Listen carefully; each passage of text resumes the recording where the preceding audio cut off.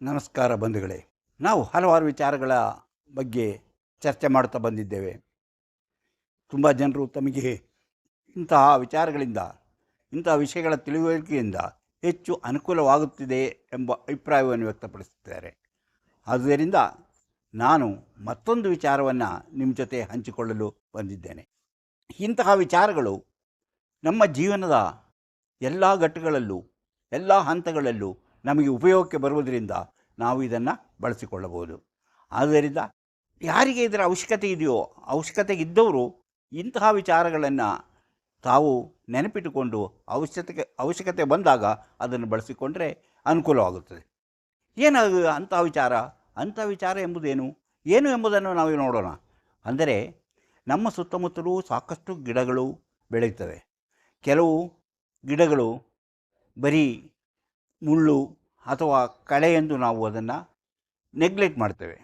ಅಂತಹ ನೆಗ್ಲೆಕ್ಟ್ ಮಾಡುವಂತಹ ಗಿಡಗಳಲ್ಲಿಯೂ ಅಮೃತದಂತಹ ಔಷಧೀಯ ಗುಣ ಇರುವುದನ್ನು ನೀವು ತಿಳಿದುಕೊಂಡಿರೋದಿಲ್ಲ.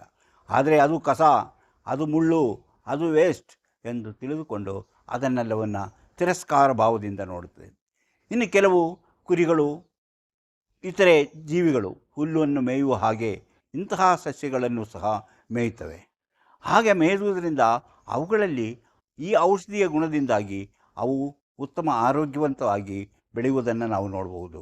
ಹಾಗಾದರೆ ಅಂತಹ ಹಲವಾರು ಸಸಿಗಳಿವೆಲ್ಲ, ಅಂತಹ ಸಸಿಗಳೆಲ್ಲವನ್ನೂ ನೀವು ಹೇಳ್ತೀರಾ ಅಂತ ಕೇಳ್ಬೋದು.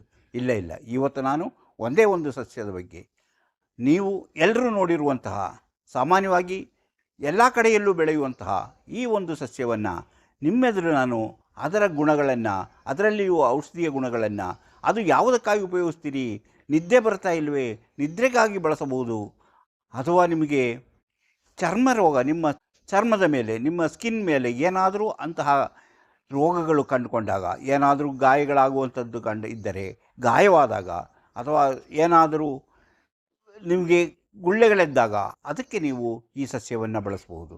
ಹಾಗಾದರೆ ಹೇಗೆ ಬಳಸಬೇಕು, ಯಾವ ರೀತಿ ಇರುತ್ತದೆ, ಆ ಸಸ್ಯ ಯಾವುದು? ಕೆಲವರಿಗೆ ಹೇಳ್ತಾರೆ ಅದನ್ನು ಸಕ್ಕರೆ ಕಾಯಿಲೆಗೂ ಸಹ ಬಳಸಬಹುದು. ಹಾಗೆ ನಿಮ್ಮ ಉರಿಯೂತಗಳಿಗೆ ಇದನ್ನು ಬಳಸಬಹುದು. ಮುಂತಾದ ಹಲವಾರು ರೀತಿಯಲ್ಲಿ ಇದನ್ನು ಔಷಧೀಯವಾಗಿ ಬೆಳೆಸುವಂತಹ ರೂಢಿ ಸಾಮಾನ್ಯ ಜನರಲ್ಲಿ ಕಂಡುಬರುತ್ತದೆ.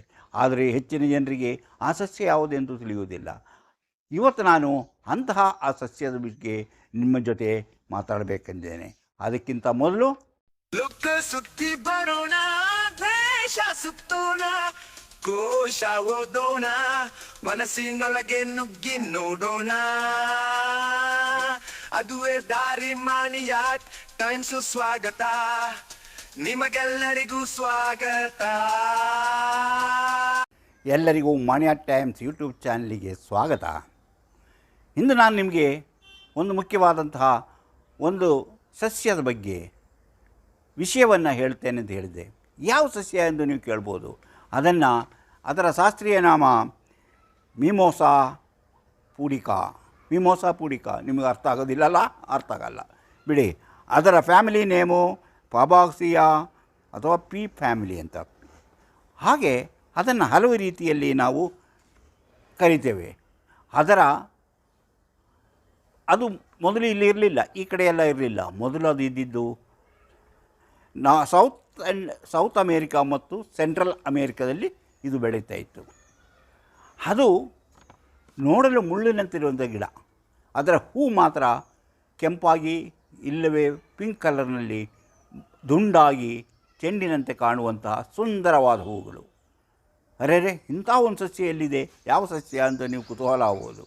ಹೌದು, ನಿಮ್ಮನೆ ಹತ್ತಿರನೇ ಬೆಳೆಯಬಹುದು, ನಿಮ್ಮನೆ ಸುತ್ತಲೂ ಬೆಳೆಯಬಹುದು. ಆ ಸಸ್ಯದ ಅದರಲ್ಲಿರುವಂಥ ಮಹತ್ವದ ಬಗ್ಗೆ ನೀವು ತಿಳಿದಿಲ್ಲ. ಆ ಸಸ್ಯದ ಮಹತ್ವವನ್ನು ನೀವು ಅರಿಯದೇ ಇರುವುದರಿಂದ ಅದರ ಬಗ್ಗೆ ನಿಮಗೆ ತಿಳಿದಿಲ್ಲ. ಅದನ್ನು ನಾನು ಹೇಳಿದ್ನಲ್ಲ, ಅದಕ್ಕೆ ಮಿಮೋಸಾ ಪೂಡಿಕಾ ಅಂತ ಶಾಸ್ತ್ರೀಯ ನಾಮ. ಹಾಗಾದರೆ ಏನು? ಇಂಗ್ಲೀಷ್ನಲ್ಲಿ ಅದನ್ನು ಟಚ್ ಮೀ ನಾಟ್, ಮುಟ್ಟಿದರೆ ಮುನಿ ಅಂತ ಆ ಸಸ್ಯವನ್ನು ನಾವು ಹೇಳ್ತೇವೆ. ಈಗ ನಿಮಗೆ ಆ ಸಸ್ಯ ಯಾವುದೆಂದು ಅರ್ಥವಾಗಿರ್ಬೋದು. ಆದರೆ ಈಗ ಈ ಸಸ್ಯ ಎಲ್ಲ ಟ್ರೋಪಿಕಲ್ ರೀಜನ್ಸ್ ಅಲ್ಲೂ ಇದೆ. ಅಂದರೆ ಸಾಮಾನ್ಯವಾಗಿ ಎಲ್ಲ ಕಡೆಯಲ್ಲೂ ಕಂಡುಬರುತ್ತದೆ, ಟ್ರಾಪಿಕಲ್ ರೀಜನ್ಸ್. ಹಾಗಾದರೆ ಆ ಸಸ್ಯ ಹೇಗಿರುತ್ತೆ, ಅದರ ಗುಣಗಳೇನೆಂಬುದನ್ನು ಮೊದಲು ತಿಳ್ಕೊಳ್ಳೋಣ. ಈ ಸಸ್ಯ ಯಾರಾದರೂ ಮುಟ್ಟಿದರೆ ಅಥವಾ ಏನಾದರೂ ಶೇಕಾದರೆ ಕೂಡಲೇ ಅದು ಮುದುಡಿಕೊಳ್ಳುತ್ತದೆ. ಇದರ ಮೇಲೆ ಮುಳ್ಳುಗಳಿರುತ್ತದೆ. ಆ ಸಸ್ಯವನ್ನು ಕುರಿಗಳು, ಮೇಕೆಗಳು ಮೇಯ್ತವೆ.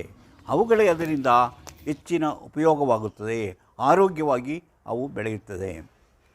ಹಾಗಾದರೆ ಯಾಕೆ ಅದು ಮುಟ್ಟಿದರೆ ಅದು ಮುದುಡಿಕೊಳ್ಳುವುದು? ಅದಕ್ಕೆ ಅದು ಪ್ರಾಣಿಗಳಿಂದ ರಕ್ಷಣೆ ಪಡೆಯಲು. ಅಂದರೆ ಯಾವುದೋ ಕುರಿ ಮೇಯಕ್ಕೆ ಬಂತು, ಅದರಿಂದ ಅದನ್ನು ರಕ್ಷಣೆ ಪಡಿಬೇಕು. ಅಥವಾ ಹಸ ಯಾವುದು ಅದನ್ನು ಮೇಯಕ್ಕೆ ಬಂತು, ಅದನ್ನು ತಿನ್ನಕ್ಕೆ ಬಂತು, ಆಗಲೇ ಮುದುರಿಕೊಳ್ಳುತ್ತೆ. ಮುದುರಿಕೊಂಡಾಗ ಎಲೆ ಇದ್ದಂಗೆ ತೋರುವುದಿಲ್ಲ, ಅದರ ಮುಳ್ಳು ಅವುಗಳಿಗೆ ಚುಚ್ಚುತ್ತದೆ. ಅದರಲ್ಲಿ ಮುಳ್ಳು ಇರುತ್ತದೆ, ಆ ಮುಳ್ಳು. ಆದ್ದರಿಂದ ಅವು ಏನು ಮಾಡುತ್ತೆ, ಹಾಗೆ ಅವು ಮುದುರಿಕೊಂಡು ತನ್ನ ರಕ್ಷಣೆಯನ್ನು ತಗೊಂಡು. ಹಾಗಾದರೆ ಮುದುಡುವುದೆಂದರೆ ಏನು? ಮುದುಡೋದೆಂದರೆ ಅದರಲ್ಲಿರುವಂತಹ ನೀರಿನ ಅಂಶವನ್ನು ಅದು ಹಿಂದಕ್ಕೆ ಎಳೆದುಕೊಂಡಾಗ, ಇಮ್ಮಿಡಿಯೇಟಾಗಿ ಅದು ನೀರಿನ ಅಂಶವನ್ನು ಹಿಂದಕ್ಕೆ ಎಳೆದುಕೊಂಡಾಗ ಅದು ಆ ಥರ ಮುದುಡಿಕೊಳ್ಳುತ್ತದೆ. ಅದಕ್ಕೆ ನಾವು ಏನು ಹೇಳ್ತೀವಿ, ಅದಕ್ಕೆ ಥಿಂಗ್ನಾಸ್ಟಿ ಅಂತ ಕ್ರಿಯೆ ಅಂತ ಹೇಳ್ತೇವೆ. ಅಂದರೆ ಅದರಲ್ಲಿರುವಂತಹ ಫುಲ್ ವಿನಾಸ್ ಸೆಲ್ಸು ಈ ಥರ ಯಾವುದ್ರ ಟಚ್ ಆದ ಕೂಡಲೇ ಬಹಳ ಸೆನ್ಸಿಟಿವ್ ಆಗಿರುತ್ತದೆ. ಮುಟ್ಟಿದ ಕೂಡಲೇ ಅದರ ನೀರನ್ನು ಹಿಂದಕ್ಕೆ ಎಳೆದುಕೊಂಡು ಆ ಎಲೆ ಮುದುಡುವಂತೆ ಮಾಡುತ್ತದೆ. ಹಾಗೆ ಮುದುಡುವುದರಿಂದ ಅದಕ್ಕೆ ರಕ್ಷಣೆ ಪಡೆಯಲು ಅನುಕೂಲವಾಗುತ್ತದೆ. ಕೊನೆಗೆ ಕ್ರಮೇಣ ಒಂದು 2-3 ನಿಮಿಷ ಬಳಿಕ ಅದು ಮತ್ತೆ ಅದರ ನೀರನ್ನು ಅದು ಎಲೆಗಳ ಕಡೆ ಹರಿಸುವುದರಿಂದ ಅದು ಮತ್ತೆ ಮೊದಲಿನಂತೆಯೇ ಅದು ಅಗಲವಾಗಿ ಎಲೆಯ ರೀತಿಯಲ್ಲಿ ಕಾಣುತ್ತದೆ. ಇದನ್ನು ನಾವು ಏನಂತೀವಿ, ಇದನ್ನು ನಾವು ಥಿಂಗ್ಸಾಮಾನಾಸ್ಟಿ ಅಂತ ಹೇಳ್ತೀವಿ. ಇಂತಹ ಒಂದು ಕ್ರಿಯೆ ಇರುವಂತಹ ಸಸ್ಯ ಹೇಳಿದಂತಹ ಮುಟ್ಟಿದರೆ ಮುನಿ ಅಥವಾ ಟಚ್ ಮೀ ನಾಟ್. ಇದರ ಇನ್ನು ಮುಂದಿನ ಹೆಚ್ಚಿನ ವಿಷಯಗಳನ್ನು ಹೇಳುವುದಕ್ಕಿಂತ ಮೊದಲು ನೀವು ಇನ್ನೂ ಮಾಣಿಯಾ ಟೈಮ್ಸ್ ಯೂಟ್ಯೂಬ್ ಚಾನಲನ್ನು ಸಬ್ಸ್ಕ್ರೈಬ್ ಮಾಡಿಲ್ಲವಾದರೆ ಈಗಲೇ ಕೆಳಗೆ ಕಾಣುವ ಸಬ್ಸ್ಕ್ರೈಬ್ ಎಂದು ಬರೆದಿರುವಲ್ಲಿ ಒಮ್ಮೆ ಕ್ಲಿಕ್ ಮಾಡಿ ಸಾಕು, ನೀವು ಸಬ್ಸ್ಕ್ರೈಬರ್ ಆಗ್ತೀರಿ. ಅದೇ ರೀತಿ ಪಕ್ಕದಲ್ಲಿ ಕಾಣುವ ಗಂಟೆಯ ಚಿಹ್ನೆಯನ್ನು ಒಮ್ಮೆ ಕ್ಲಿಕ್ ಮಾಡಿದರೆ ಮಾಣಿಯಾ ಟೈಮ್ಸ್ ಯೂಟ್ಯೂಬ್ ಚಾನಲ್ ಯಾವುದೇ ಹೊಸ ವಿಡಿಯೋ ಅಪ್ಲೋಡ್ ಆದ ಕೂಡಲೇ ನಿಮ್ಮ ಮೊಬೈಲಿಗೆ ನೋಟಿಫಿಕೇಷನ್ ಬರುವುದರಿಂದ ನೀವು ಎಲ್ಲ ವೀಡಿಯೋಗಳನ್ನು ನೋಡಿ ಹೆಚ್ಚು ವಿಷಯಗಳನ್ನು ತಿಳಿದುಕೊಂಡು ನಿಮ್ಮ ಜೀವನಕ್ಕೆ ಯಾವುದು ಅವಶ್ಯಕತೆ ಇದೆಯೋ ಅದನ್ನು ಜೀವನದಲ್ಲಿ ಅಳವಡಿಸಿಕೊಂಡಾಗ ನೀವು ಜೀವನದಲ್ಲಿ ಅಭಿವೃದ್ಧಿ ಆಗ್ತೀರಿ, ಯಶಸ್ವಿಯಾಗುತ್ತೀರಿ, ಜೀವನ ಸಂತೋಷದಿಂದ ಕೂಡಿರುತ್ತದೆ. ಅದೇ ರೀತಿ ಪ್ರತಿಯೊಂದು ವಿಡಿಯೋವನ್ನು ಆರಂಭದಿಂದ ಕೊನೆಯವರೆಗೂ ನೋಡಿ, ಲೈಕ್ ಮಾಡಿ, ಶೇರ್ ಮಾಡಿ, ಪ್ರೋತ್ಸಾಹ ಕೊಡಿ. ಈಗ ನೋಡಿ, ನಾನು ಹೇಳಿದೆ ಈ ನಮ್ಮ ಮುಟ್ಟಿದರೆ ಮುನಿ ಅಥವಾ ಟಚ್ ಮೀ ನಾಟ್ ಎಂಬ ಈ ಸಸ್ಯ ಯಾಕೆ ಟಚ್ ಮೀ ನಾಟ್ ಅಂದರೆ, ಮುಟ್ಟಿದರೆ ನಾನು ಮುನಿಯುತ್ತೇನೆ ಅಂದರೆ ಕೋಪ ಮಾಡ್ಕೊಳ್ತೇನೆ ಅಥವಾ ದುಃಖದಿಂದ ಸೊರಗಿ ಹೋಗುತ್ತೇನೆ ಎಂಬುದು ಅರ್ಥ. ಹೋಗಲಿ, ಅದಕ್ಕೆಲ್ಲ ನೀವು ಇಂತಹ ಸಸ್ಯವನ್ನು ನೀವು ನೋಡಿರ್ತೀರಿ. ನಿಮ್ಮ ಮನೆಯ ಸುತ್ತಲೂ ಇಂತಹ ಸಸ್ಯಗಳು ಬೆಳೆಯುತ್ತದೆ. ಇದನ್ನು ನಾವು ಇದರಿಂದಿರುವಂಥ ಹಲವು ರೀತಿಯ ಗುಣಗಳನ್ನು ನಾವು ಹೇಳ್ಬೋದು. ಎಂಥ ಗುಣ ಇದೆ ಅಂದರೆ, ನಿಮ್ಮ ಮೈ ಮೇಲೆ ಯಾವುದಾದ್ರೂ ಗಾಯವಾದರೆ ಆ ಗಾಯಕವನ್ನು ಬೇಗನೆ ಗುಣಪಡಿಸಲು ಇದರ ಎಲೆಯನ್ನು ಕಿತ್ತು ಅರೆದು ಪೇಸ್ಟ್ ಥರ ಮಾಡಿ ಅದನ್ನು ಒಂದು ದಿನಕ್ಕೆ 1-2 ಸಲ ಹಚ್ಚುತ್ತಾ ಬಂದರೆ ಬೇಗನೆ ಗಾಯ ಗುಣವಾಗುತ್ತೆ. ಗಾಯ ಆದರೆ ಹಾಗೇ ನಿಮ್ಮ ಚರ್ಮದ ಮೇಲೆ ಏನಾದರೂ ದದ್ದುಗಳಿದ್ದರೆ ಅಥವಾ ಏನಾದರೂ ತುರಿಕೆ ಆಗ್ತಾಯಿದ್ದರೆ ಅಥವಾ ಇನ್ಯಾವುದಾದ್ರು ರೀತಿಯ ತೊಂದರೆಗಳು ನಿಮ್ಮ ಚರ್ಮದಲ್ಲಿದ್ದರೆ ಇದರ ಎಲೆ, ಇದರ ದಂಟು, ಇದರ ಬೇರು ಎಲ್ಲವನ್ನು ಒಟ್ಟಿಗೆ ಕಿತ್ತು ಬಂದು ಅದನ್ನು ಸರಿಯಾಗಿ ತೊಳೆದು ಅದನ್ನು ಅರೆದು ಅಥವಾ ಸಣ್ಣ ಪೀಸ್ ಮಾಡಿ ಅದನ್ನು ಕೊಬ್ಬರಿ ಎಣ್ಣೆಗೆ ಹಾಕಿ ಕಾಯಿಸಿ ಆ ಎಣ್ಣೆಯನ್ನು ಕಾಯಿಸಿದ ಮೇಲೆ ಉಳಿದಿರುವಂಥ ಆ ಎಲೆ ಮತ್ತು ದಿಂಡು ಮತ್ತು ಅದರ ಬೇರುಗಳನ್ನು ಅರೆದು ಅದಕ್ಕೆ ಸೇರಿಸಿ ಅದನ್ನು ನೀವು ಮೈಗೆ ಹಚ್ಚುತ್ತಾ ಬಂದರೆ ಇಂತಹ ಚರ್ಮ ರೋಗಗಳು ಗುಣವಾಗುತ್ತದೆ. ಅಂದರೆ ಚರ್ಮ ರೋಗ ಗುಣವಾಗೋದು, ಚರ್ಮದ ಗಾಯಗಳನ್ನು ಗುಣಪಡಿಸುವಂತಹ ಈ ಔಷಧಿಯ ಗುಣ ಇರುವಂಥ ಒಂದು ಸಸ್ಯ.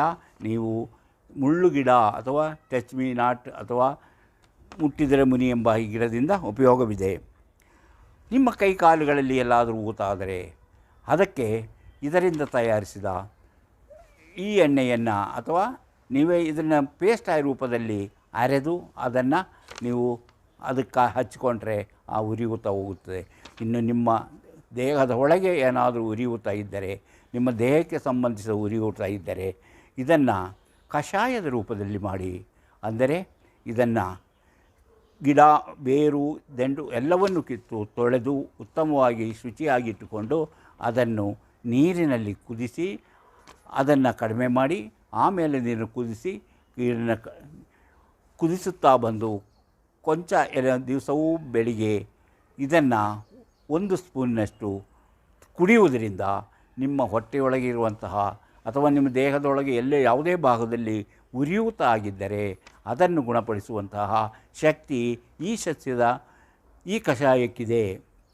ಹೇಗೆಂದರೆ ಅದನ್ನೆಲ್ಲವೂ ಕತ್ತರಿಸಿ ಸರಿಯಾಗಿ ನೀರಿನಲ್ಲಿ ಹಾಕಿ ಅದನ್ನು ಕುದಿಸಿ ಆರಿಸಿ ಕುಡಿಯುವುದು. ಅದನ್ನು ಕುಡಿಸುವುದರಿಂದ ನಿಮ್ಮ ದೇಹದೊಳಗೆ ಎಂತಹ ಉರಿಯೂತಗಳು ಇದ್ದರೂ ಸಹ ಅದನ್ನು ಗುಣಪಡಿಸುವಂತಹ ಶಕ್ತಿ ಇದಕ್ಕೆ ಇದೆ. ಹಾಗೆಯೇ ಇದು ನಿದ್ರೆಯನ್ನು ತರಿಸುವಂತಹ ಒಂದು ಔಷಧಿ ಎಂಬ ಅಭಿಪ್ರಾಯವಿದೆ. ಅಂದರೆ ನಿದ್ರೆಗೆ ಸಹಾಯ ಮಾಡುತ್ತದೆ. ಹೇಗೆ ನಿದ್ರೆಗೆ ಸಹಾಯ ಮಾಡುತ್ತದೆ ಎಂಬುದನ್ನು ನಾವು ನೋಡೋಣ. ಇದು ಮೆದುಳಿನ ಮೇಲೆ, ಅಂದರೆ ನಮ್ಮ ಮೈಂಡನ್ನು ಶಾಂತಗೊಳಿಸಿ, ಅಂದರೆ ಮೈಂಡಿನ ಶಾಂತ ಮಾಡುವಂತೆ ಅದರಲ್ಲಿರುವ ಚಿಂತೆಗಳನ್ನು ದೂರ ಮಾಡಿ ಮನಸ್ಸನ್ನು ಶಾಂತಗೊಳಿಸುವ ಶಕ್ತಿ ಈ ಗಿಡದಲ್ಲಿ ಅಡಗಿರುವಂತಹ ಮದ್ದಿಗಿದೆ ಎಂಬುದು ಸಾಮಾನ್ಯವಾಗಿ ತಿಳಿದು ಬಂದಿರುವಂಥ ವಿಚಾರ. ಹಾಗಾದರೆ ಹೇಗೆ ಅದನ್ನು ಏನು ಮಾಡಬೇಕು? ಅದಕ್ಕೆ ಈ ಗಿಡವನ್ನು ಪೂರ್ತಿಯಾಗಿ ಕಿತ್ತುಕೊಂಡು ಬಂದು ಅದನ್ನು ತೊಳೆದು ಅದನ್ನು ಅರೆದು ಅದನ್ನು ನೆರಳಿನಲ್ಲಿ ಒಣಗಿಸಿ ಆಮೇಲೆ ಅದನ್ನು ಸಣ್ಣ ಸಣ್ಣ ಉಂಡೆಗಳನ್ನಾಗಿ ಮಾಡಿ ದಿನ ಸಾಯಂಕಾಲ ಒಂದೊಂದು ಮಾತ್ರೆಯನ್ನು ದೇಹದೊಳಗೆ ತಗೊಳ್ಳುವುದರಿಂದ ನಿಮ್ಮ ಮನಸ್ಸಿನಲ್ಲಿರುವಂತಹ ಗೊಂದಲಗಳು ನಿವಾರಣೆಯಾಗಿ ಮನಸ್ಸಿನ ಚಿಂತೆ ದೂರವಾಗಿ ನಿಮಗೆ ರಾತ್ರಿ ಸುಖವಾಗಿ ನಿದ್ರೆ ಮಾಡಲು ಅನುಕೂಲ ಮಾಡಿಕೊಡುತ್ತದೆ ಎಂಬುದನ್ನು ಹೇಳ್ತಾರೆ. ಮತ್ತು ಕೆಲವರ ಅಭಿಪ್ರಾಯದಲ್ಲಿ ಇದನ್ನು ಅರೆದು ನಿಮ್ಮ ಹಣೆಗೆ ಹಚ್ಚಿಕೊಂಡು ಮಲಗಿದರೆ ನಿಮಗೆ ಉತ್ತಮವಾದಂತಹ ನಿದ್ದೆ ಬರುತ್ತದೆ. ಹಣೆಗೆ ಹಚ್ಚಿಕೋಬೇಕು.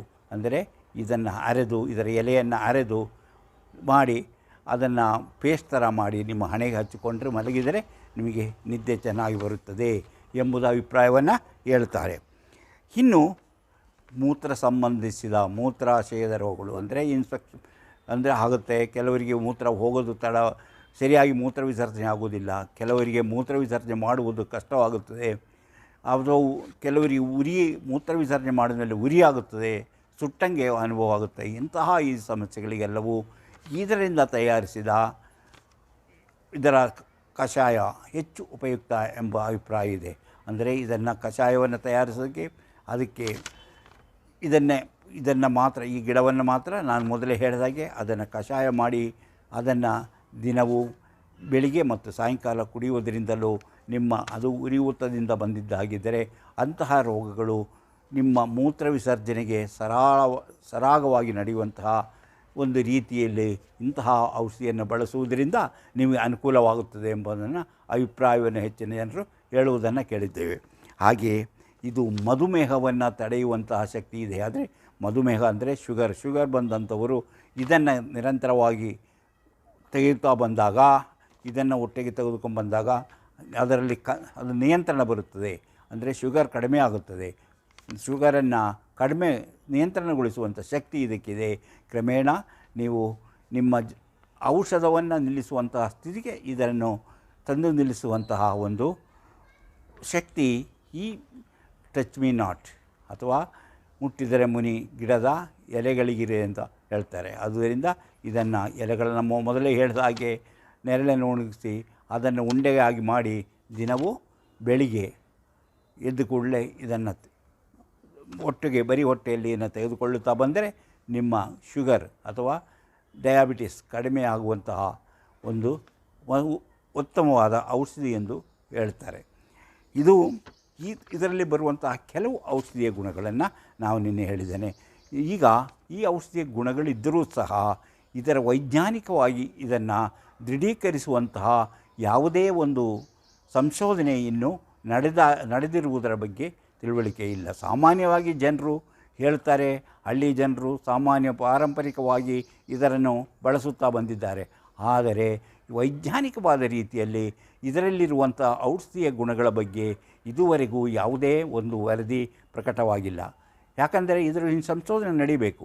ಇಂಥ ಔಷಧಿಗಳ ಬಗ್ಗೆ ಸಂಶೋಧನೆ ನಡೆದಾಗಲೇ ನಮಗೆ ಅದರಿಂದ ಉತ್ತಮವಾದ ಫಲ ಸಿಗುತ್ತದೆ, ಅಥವಾ ಇದರಿಂದ ಇರುವಂತಹ ಅಡ್ಡ ಪರಿಣಾಮಗಳೇನು, ಇದರಿಂದ ಏನು ತೊಂದರೆ ಆಗುತ್ತದೆ ಎಂಬುದನ್ನು ತಿಳ್ಕೊಳ್ಳಲು ಸಾಧ್ಯ. ಸಾಮಾನ್ಯವಾಗಿ ಜನರು, ನಾಟಿ ವೈದ್ಯರು ಇದನ್ನು ಬಳಸುತ್ತಾ ಬಂದಿದ್ದಾರೆ. ಆದರೆ ಇದರ ವೈಜ್ಞಾನಿಕವಾದ ರೀತಿಯ ಇದರ ಒಳ್ಳೆಯ ಗುಣಗಳು ಅಥವಾ ಕೆಟ್ಟ ಗುಣಗಳು ಏನೇನಿದೆ ಎಂಬುದನ್ನು ಇನ್ನೂ ತಿಳಿದುಕೊಂಡಿಲ್ಲ. ಆದ್ದರಿಂದ ಅದರ ಬಗ್ಗೆ ಸಂಶೋಧನೆಗಳು ನಡೆಯಬೇಕಾಗಿದೆ. ವೈದ್ಯಕೀಯ ರಂಗದಲ್ಲಿ ಅದರ ಬಗ್ಗೆ ಸಂಶೋಧನೆಗಳು ಇನ್ನೂ ನಡೆಯಬೇಕಾಗಿದೆ. ಒಟ್ಟಾರೆ ಸಾಮಾನ್ಯ ಜನರ ನಂಬಿಕೆಯಂತೆ, ಸಾಮಾನ್ಯ ಜನರು ಬಳಸುವಂತೆ, ಅಂದರೆ ಸಾಮಾನ್ಯ ಜನರು ವಂಶಪಾರಂಪರ್ಯವಾಗಿ ಔಷಧಿಯನ್ನು ತಿಳಿದುಕೊಂಡು ಬಳಸುತ್ತಾ ಬಂದಿರುವರು ಮತ್ತು ಕೆಲವು ನಾಟಿ ವೈದ್ಯರು ಇದನ್ನು ಈ ರೀತಿಯ ರೋಗಗಳಿಗೆ ಬಳಸುತ್ತಾ ಬಂದಿದ್ದಾರೆ. ಆದ್ದರಿಂದ ಯಾರಾದರೂ ಇದನ್ನು ಹೊಟ್ಟೆಗೆ ತೆಗೆದುಕೊಳ್ಳಬೇಕಾದ್ರೆ, ನೀವು ಹೊರಗಡೆ ಹಚ್ಚುವುದಕ್ಕೂ ಇದಕ್ಕೆಲ್ಲ ಬಳಸುವ ತೊಂದರೆ ಇಲ್ಲ. ಹೊಟ್ಟೆಗೆ ತೆಗೆದುಕೊಳ್ಳಬೇಕಾದರೆ ಒಬ್ಬ ತಜ್ಞ ವೈದ್ಯರ ಸಲಹೆ ಪಡೆಯುವುದು ಒಳ್ಳೆಯದೆಂಬುದನ್ನು ಮರೆಯದೆ ಅನುಸರಿಸುವುದು ಒಳ್ಳೆಯದು. ಇಂತಹ ಹಲವಾರು ವಿಚಾರಗಳಿವೆ. ಇಂಥ ವಿಚಾರಗಳನ್ನು ಮುಂದಿನ ವಿಡಿಯೋಗಳಲ್ಲಿ ಹೇಳ್ತಾ ಹೋಗುತ್ತೇನೆ. ಈ ವಿಡಿಯೋ ನಿಮಗೆ ಇಷ್ಟವಾದರೆ ಈಗಲೇ ಲೈಕ್ ಮಾಡಿ, ಶೇರ್ ಮಾಡಿ, ಪ್ರೋತ್ಸಾಹ ಕೊಡಿ. ಅದೇ ರೀತಿ ಇನ್ನೂ ನೀವು ಮಾಣಿಯಾ ಟೈಮ್ಸ್ ಯೂಟ್ಯೂಬ್ ಚಾನಲ್ನ ಸಬ್ಸ್ಕ್ರೈಬ್ ಮಾಡಿಲ್ಲವಾದರೆ ಈಗಲೇ ಕೆಳಗೆ ಕಾಣುವ ಸಬ್ಸ್ಕ್ರೈಬ್ ಎಂದು ಬರೆದಿರುವಲ್ಲಿ ಒಮ್ಮೆ ಕ್ಲಿಕ್ ಮಾಡಿ ಸಾಕು, ನೀವು ಸಬ್ಸ್ಕ್ರೈಬ್ ಆಗ್ತೀರಿ. ಅದೇ ರೀತಿ ಪಕ್ಕದಲ್ಲಿ ಕಾಣುವ ಗಂಟೆಯ ಚಿಹ್ನೆಯನ್ನು ಒಮ್ಮೆ ಕ್ಲಿಕ್ ಮಾಡಿದರೆ ಮಾಣಿಯಾ ಟೈಮ್ಸ್ ಯೂಟ್ಯೂಬ್ ಚಾನಲ್ ಯಾವುದೇ ಹೊಸ ವಿಡಿಯೋ ಅಪ್ಲೋಡ್ ಆದ ಕೂಡಲೇ ನಿಮ್ಮ ಮೊಬೈಲ್ಗೆ ನೋಟಿಫಿಕೇಷನ್ ಬರುವುದರಿಂದ ನೀವು ಎಲ್ಲ ವಿಡಿಯೋಗಳನ್ನು ನೋಡಿ ಹೆಚ್ಚು ವಿಷಯಗಳನ್ನು ತಿಳಿದುಕೊಂಡು ನಿಮ್ಮ ಜೀವನಕ್ಕೆ ಯಾವುದು ಅವಶ್ಯಕವೋ ಅದನ್ನು ಅಳವಡಿಸಿಕೊಂಡಾಗ ನೀವು ಜೀವನದಲ್ಲಿ ಅಭಿವೃದ್ಧಿಯಾಗ್ತೀರಿ, ಯಶಸ್ವಿಯಾಗುತ್ತೀರಿ, ಆರೋಗ್ಯ ಉತ್ತಮವಾಗಿರುತ್ತದೆ. ಅದೇ ರೀತಿ ಪ್ರತಿಯೊಂದು ವಿಡಿಯೋವನ್ನು ಆರಂಭದಿಂದ ಕೊನೆಯವರೆಗೂ ನೋಡಿ ಪ್ರೋತ್ಸಾಹ ಕೊಡಿ. ಇಂತಹ ಮತ್ತೊಂದು ವಿಡಿಯೋದೊಂದಿಗೆ ಮತ್ತೆ ಬರುತ್ತೇನೆ. ಇಷ್ಟು ಹೊತ್ತು ಈ ವಿಡಿಯೋ ನೋಡಿದ ನಿಮಗೆಲ್ಲರಿಗೂ ಧನ್ಯವಾದ.